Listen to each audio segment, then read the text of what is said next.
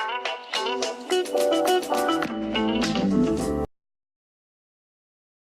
everybody, this is Tracy here with another edition of A View from Tracy's Point. And I was going to save this video for tomorrow, but I figured since I'm up already, I'll go ahead and do it and sleep late tomorrow morning. So anyway, this is my weekly TV Afterthoughts and Random Life Musings video, and it's going to be short. Like you guys know, it's the summertime and a lot of shows have ended, and so there's not much going on. So I'm basically going to talk about some talk shows that I got caught up on this past week as I was laying around, watching the French Open. And then when it went off, I just watched talk shows for the rest of the day.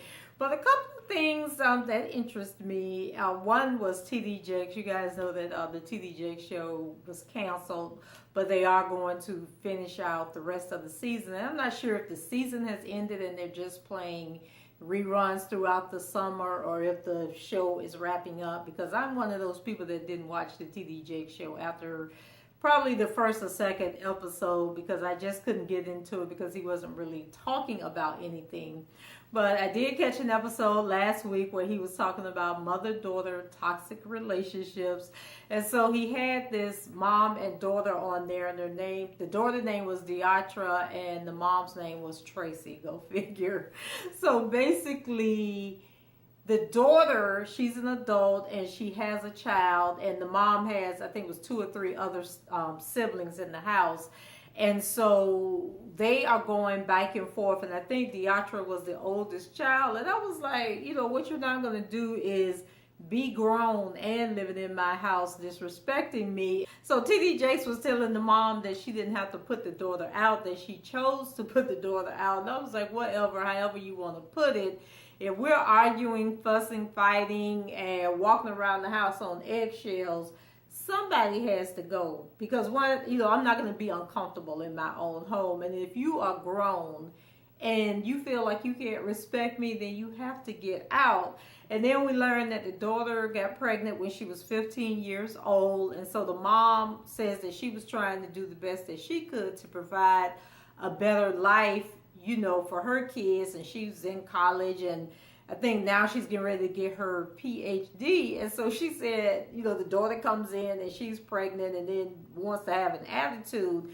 And so then she recognized that she was putting too much pressure on her kids to do better than she did, because I think she was a teen mom also. So she was trying to give them a better life. And then the daughter was complaining that, she would go to the mom for advice and the mom would tell her to figure it out.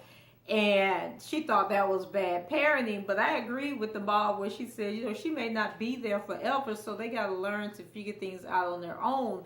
And I know as a mother, I tell my children to figure stuff out. Now, of course, if the answer that they come up with is wrong, I'm going to tell them that it was wrong and to, what it should have been. But you at least have to give them the chance to think things out for themselves and the problem solve. So this girl was just a really bratty brat. But what it really came down to was that she was in the house drunk and getting high or whatever she was doing, and her daughter ended up getting burned. And I think the daughter was 7 months old, and the mother said she was burned down to the white meat. Now, y'all know that meant that it had done went through the skin and everything. And so the daughter was arrested, but she was like, my mom's going to come down here. She's going to tell these people that I would never hurt my daughter. And, they're going to let me go and everything is going to be okay. Well, it didn't turn out that way. The mom got down there, and I guess she was all upset and started yelling at the daughter and was like, you were in the house, you were drunk and passed out, so you are responsible for what happened. And so they were going back and forth, and the daughter was like, but I expected you to say that I was innocent. So then TD Jakes was trying to get the mom to understand that, she should have went down there and said, my daughter didn't do this. But I'm sitting there thinking, your daughter may not have burnt the child, but your daughter was in that house. And, she should have been able to tell the police who else was in that house and who was responsible for burning that daughter. And so if she was hell bent on protecting whoever else was in that house with her, then the mom didn't owe her anything. The mom was saying what any mother would have said was, you were irresponsible, you were careless, and this happened to your child. Whether you did it or not, you were not being a responsible mother at that time. So it turns out that the mother ended up getting full custody of the daughter. And the mother said that when she accepted the responsibility, that the caseworker told her that she would receive support from the government because she was a relative caretaker, taking this child in, so they didn't have to put the child in foster care. Well, it turns out that the money that the mother was receiving wasn't really coming from the government, but the government had put the daughter on child support. So the daughter is mad again at the mother because she's been paying her this child support, and the mother never said that she was getting the child support. But the mom said that the check she was receiving was coming from the government, and she didn't know where the money was coming from. But it sounded to me like neither one of them are listening to each other, because if the daughter was paying child support, it seemed like at some point she would have said to the mom, I don't understand how you're getting money from the state when they're taking money out of my paycheck for child support. And it seemed like the daughter would have gone to the government to say, hey, my mom's getting a check and I'm paying child support. Like, how's all this working? So it kind of like by the end of the show had me thinking, like, did they just make this story up to come on the TD Jakes show, or are they really this naive? And if they made the story up, it was a poorly planned story.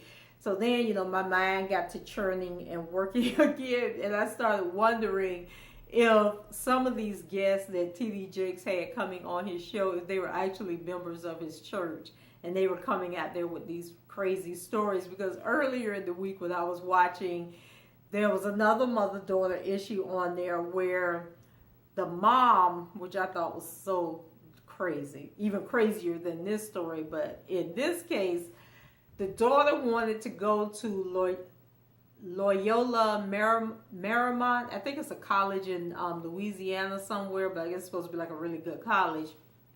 So she wanted to go to this college, and they didn't have the money to pay for her to go to the college, but the daughter, it was her lifelong dream. This is what she wanted to do. So the mother decided to take out a student loan in the daughter's name to pay for her to go to college. And then they were in church, and the father got up and said that the daughter had received this full ride to this college. And so, everybody was congratulating them. But over the course of the 4 or 5 years that the girl was at the school, they accumulated $155,000 in student loans in the daughter's name. She claims to be totally naive about what was going on and said that she remembers signing documents, but she didn't know that they were loan documents. She thought they were for her to receive the scholarship. And once again, I'm like, these have got to be the dumbest people in the world, because if you have ever been to college, one thing you know about is financial aid, and you have to set up that account to find out, when you're getting your financial aid, how much financial aid you're getting. And I cannot believe that this girl was in college to receive a bachelor's degree, so 4 or 5 years, and she never logged into her financial aid account. She never received the notifications about, the counseling because you can't even get out of college without doing exit counseling. At least in Florida, you have to do exit counseling, saying that you understand you have to pay this money back and all this stuff. And so anyway, she claims that she knew nothing about this. And then the mom was saying, she thought she was doing what was best. And then she was paying $1,200 a month on the student loans up until something happened with her financially and she couldn't pay it anymore. And then the daughter said that the first time she knew anything about the loans was when she got a letter 6 months after she graduated saying that her total bill was $150,000. So it was so much wrong with that story, because then I was thinking, it just seemed like somebody had to be communicating with her. She had to have been getting information about these student loans, and I'm just not buying that, it was all on the mother, that it was all the mother's fault. And then they talked to the father over the phone, and I guess the mom handled all the finances. And so he was like, he need to pay better attention to what's going on. And I'm just like, your wife was paying a $1,200 bill a month for like a year, and I don't know. He knew nothing about it. So the whole thing, got me thinking about my daughters, because the other night I was looking for something. So I have this huge, like Rubbermaid container in my closet, and it has like every card. I know what it was. I was looking for an obituary for a friend of mine that had passed away, because somebody needed the information on when he died. So I'm looking for the obituary and going through this box that has all my memorabilia in it, and I came across this booklet that my daughter Morgan had made for me when she had to have been in elementary school. And I'll tell y'all what a horror, I haven't always been a great mother, but this was during a period where I was just out there and wasn't paying attention to what I was doing. But she made me this book, and the book is probably like 20 pages. It was made with notebook paper, and she had took some ribbon and created the cover of the book. And I wish I had it out here with me so I could show it to you guys. But it said, Mommy, Tracy, and Morgan. And so it was supposed to be like our life up until the time that she had did this. So inside the book, she had all these pictures, and the pictures were either of me, of her, or of the two of us together. And so she had wrote this little love letter to me, telling me how much she loved me and appreciated me. And I remember it as if it happened this morning. I got the book, and I was like, oh, this is so sweet. And then I turned the page. I read the letter that she wrote to me, and then I turned the page. She had drew a picture. It was like a little drawing of me and her together holding hands. And then I turned the page again, and I lost it, because I had took these pictures. I was dating this guy, and I had took these pictures in some lingerie in my bedroom and everything. So she had some of the pictures in that book. So I was like, oh my God, you went in my drawer. Why did you go in my drawer? What were you doing going through my things? I'm just yelling and screaming at her, about these pictures. And she was just standing there looking like, oh, she was so hurt.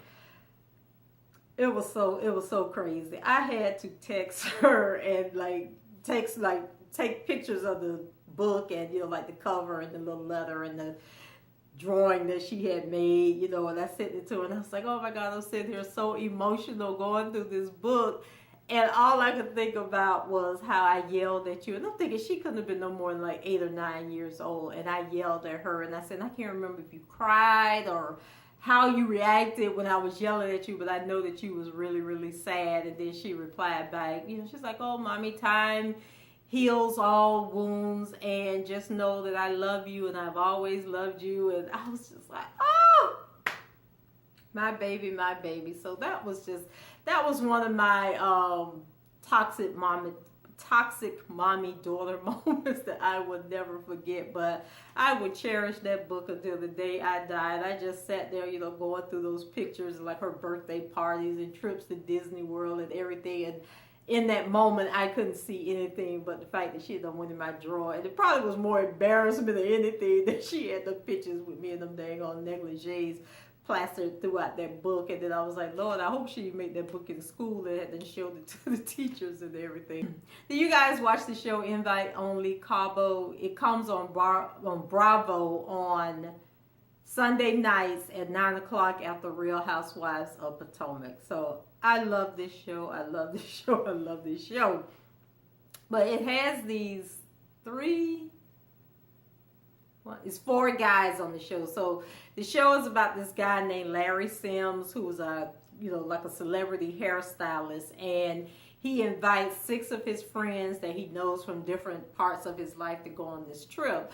So whenever the show comes on, all these tweets start running on social media, saying that the guys on the show are gay. They don't know why they're trying to pretend like they're not gay, and just going on and on and on and on. So I'm trying to stand up for the brothers, So on the episode, Sunday night's episode, there was a scene. So the guy Larry has a chick named Bianca on the show, and so he's leading Bianca on. And as one person said on Twitter, it's like the perfect beard situation, because you know when gay guys have these women that they pretend are their girlfriends, or they marry women, they call them beards. And so it's a situation like that, but I'm still trying to hold that hope that, you know, the brother ain't gay. So then why do they introduce a new name where he says that, you know, he's not in love with Bianca that way, but he's in love with this person, and we find out that the person's name is Corey.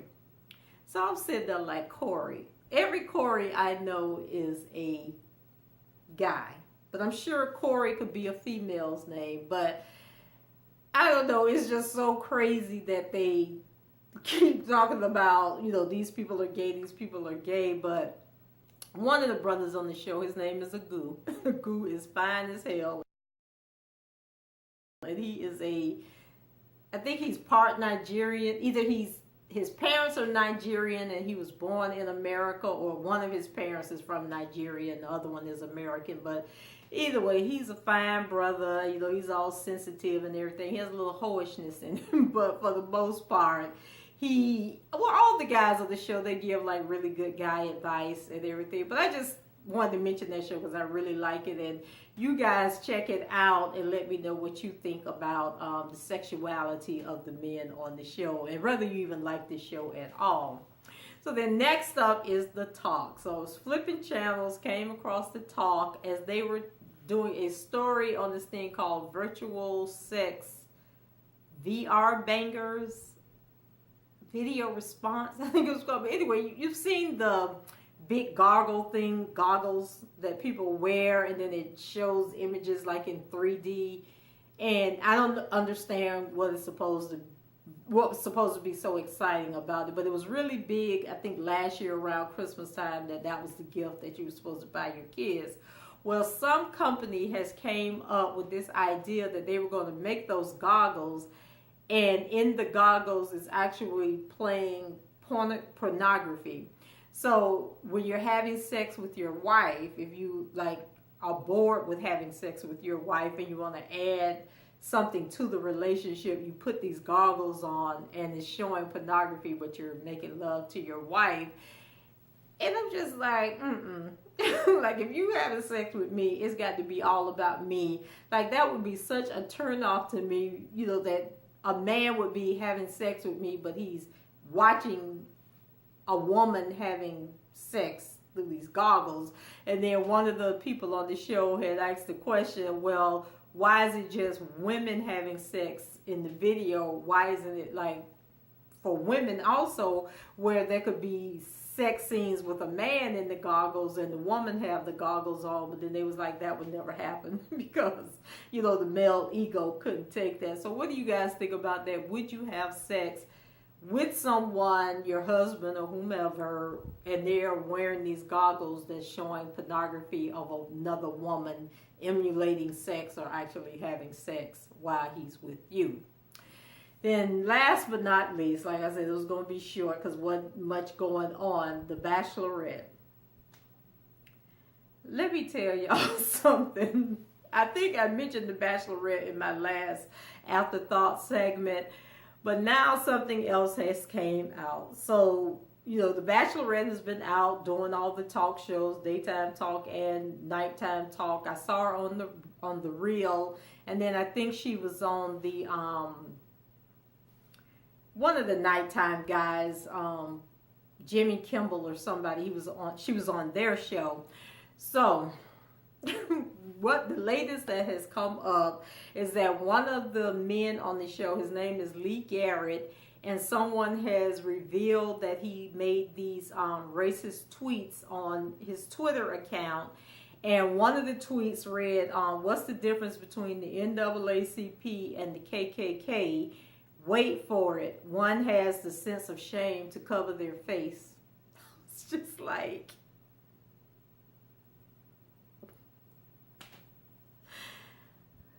it was so funny because somebody had posted on Facebook, had asked the question, can you be a racist and in a interracial relationship? And we had this conversation, and the consensus was, yes, you can, because most people who are racist don't realize that they're racist.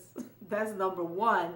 And then number two, people always want to make an exception. So you have people who are racist who say that, you know, not all black people or all Mexican people or all whatever people are bad. So they can separate the people that they're being racist against, you know, like the one black friend that every person has. Like if you want to know if somebody's racist, if they say, I have a black friend, they probably are racist. And I think it's no different in relationships. So yes, somebody can, which probably explains why this Lee guy is on The Bachelorette. And so, like I said, his name is Lee Garrett, and he's a 30-year-old singer-songwriter from Nashville, Tennessee. Go figure. And he's still on the show, vying for, you know, The Bachelorette. And though his Twitter account is private, his self-written bio describes himself as pleasantly offensive. He has some other tweets that were copied and pasted by somebody else on Twitter, and most of them were posted like in 2015 and 2016. So in one of the tweets, he's condemning, you know, Black Lives Matter and calling them a terrorist group. And then he asks, when was the last time you actually saw a pretty feminist? What did he say? Hillary Clinton is a millennial, that Hillary Clinton is the millennials version of O.J. Simpson. I was just like, but it was like the girl posted like a whole bunch of like tweets he made. So he's not just racist against black people. He is racist, sexist. He doesn't like gay people. He just had a whole bunch going on. So it's going to be interesting to see if they talk about this on The Bachelorette, because I'm thinking that these shows have already happened. So by the time this story came out, they probably were finished with production. I think that was it. Yeah. Like I said, not much going on. You know, it's the summer. Most of the shows have ended. And other things going on, you know, to get you out of the house this time of year. So, you know, TV is kind of like taking the back burner. But I did want to get this episode out. And you guys, leave your comments below, rate the video, and subscribe to the channel. And I hope everyone has a great week. And I shall talk to you guys later. Bye-bye.